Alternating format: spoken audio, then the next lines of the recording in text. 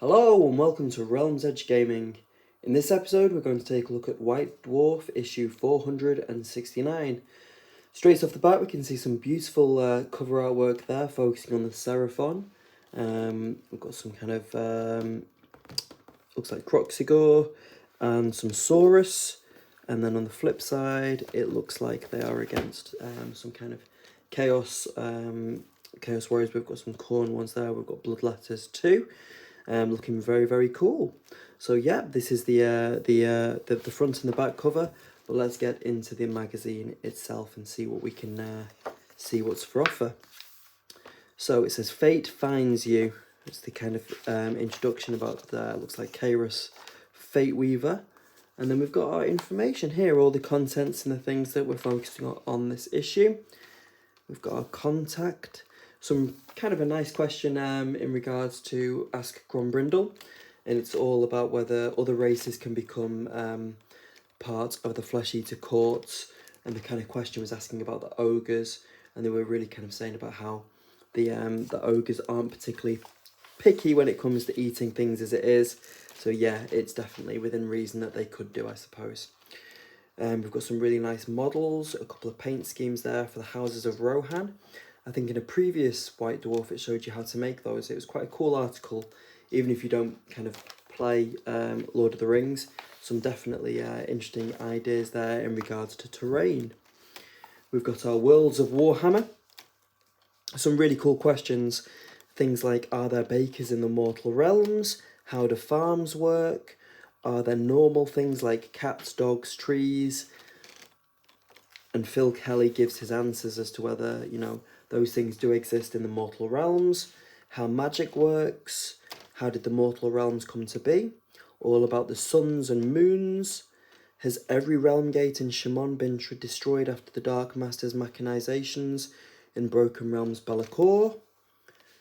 How did the cursed skies work to stop Stormcast returning to Azir? Did Alariel's counterspell of life reverse the effects of the Necroquake? So really big questions that are kind of answered in depth, and really interesting article to do as well. We've got the Night Haunt now. Some really nice models in this, some nice paint schemes. Here we go.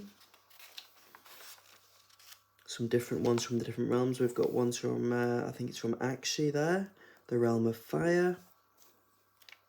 So some nice inspiration if you are a Night Haunt player. Got some interesting conversions there. This is really cool as well. This is Lyle Lowry's, a Mega Gargant aligned with the Night Haunt. Really interesting conversion, and really tastefully done as well. So if you are a Night Haunt player, this is definitely a good kind of issue to collect. I love this one with the kind of the frozen effect and the kind of cool colour scheme that they've gone for. Really interesting, and definitely loads of inspiration to kind of choose from. Next we've got all about the Realm of Azir. I've enjoyed this, how they've kind of gone from each of the realms, I think, so far. We've done a couple of them. I am looking forward to the others though. But yeah, the Realm of Light, it was an interesting one when they did all about Hish. But yeah, the Realms of the Heavens, this is a really cool one too, with Azir, and it obviously ties in with the Seraphon into the Tome Celestial. Nice to see the Flashpoint series. It says the Seraphon are the oldest and most implacable foes of chaos. Excuse me.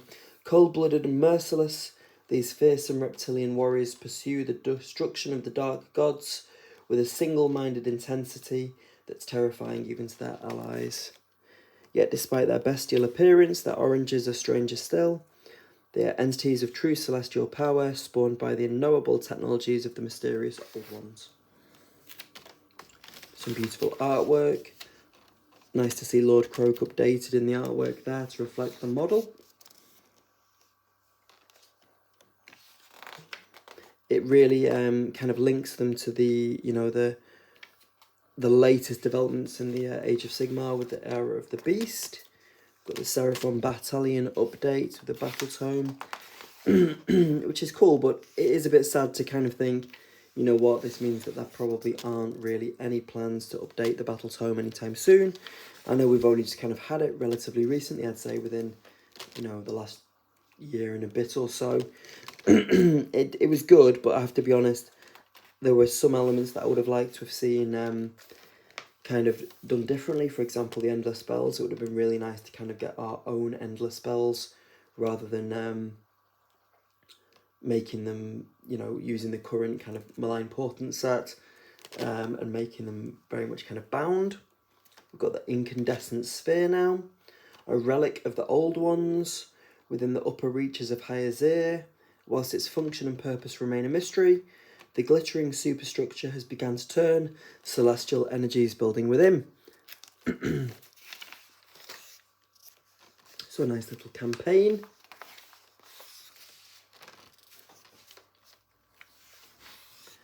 We've got some kind of paint guide now for some skinks. Obviously we've got them into battle ready and parade ready, using your layer paints. And then on the next page we've got using the contrasts. And again, some alternative colour schemes there, which are nice to look at for sure. Next we've got our Tale of Four Warlords.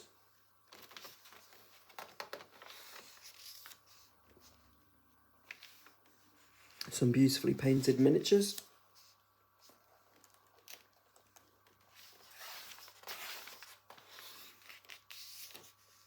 Order of Mordor. The Host of Excess. And then we've got some brush tips from Heavy Metal, and this focuses on kind of the Space Marines, and we've got some different schemes here. Just a note here, this is the kind of pull out of this issue, and basically what it is if you would like to copy some of the backgrounds that the team use for photographing miniatures, this is what you can use. You can pull it out and photograph your models kind of using this background for a little bit of interest. So it's kind of a nice detail. Again, Heavy Metal miniature team talking through how they kind of came up with colour schemes. A little bit disappointed with this one. I kind of hoped that we would see some actual colours being used. It's more kind of talking about thought processes. It's good, but not really what I thought it was going to be. Some nice artwork for Warhammer 40k. Return Sanctuary 101. Battle report between the Necrons and the Sisters of Battle. So yeah, a nice battle report there if you're into your 40k. I'm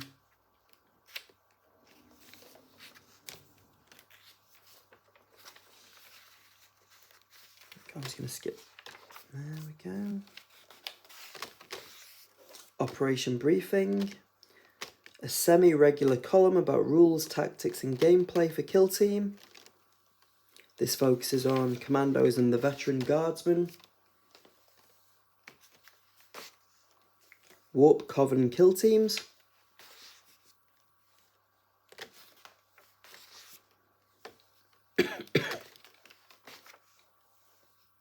Operatives of Change. Some new rules there to add a bit more detail and depth to your games.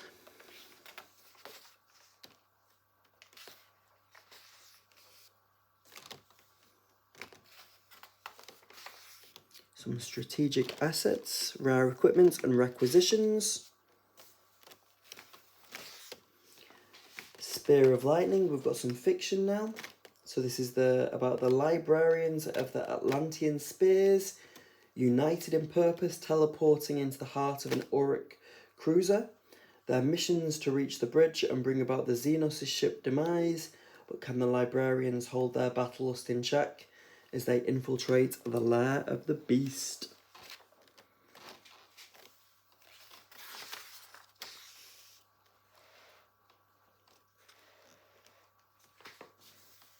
Armour Through the Ages.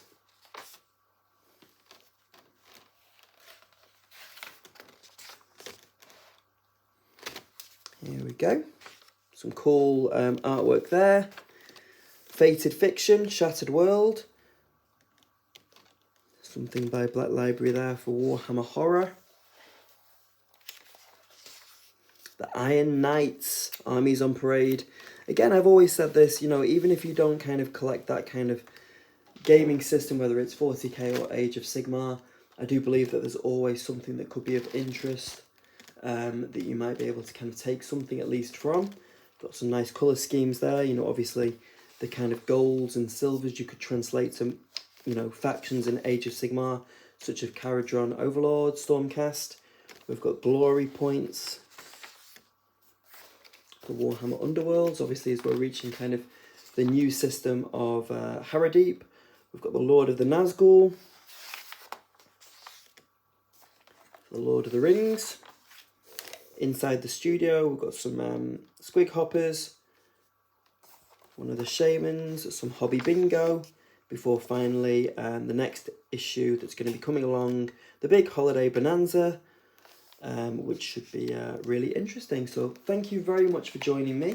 I hope you've enjoyed the flick through there, and hopefully it's given you some ideas as to whether it's going to be an issue that you'd like to pick up to kind of go into a little bit more depth.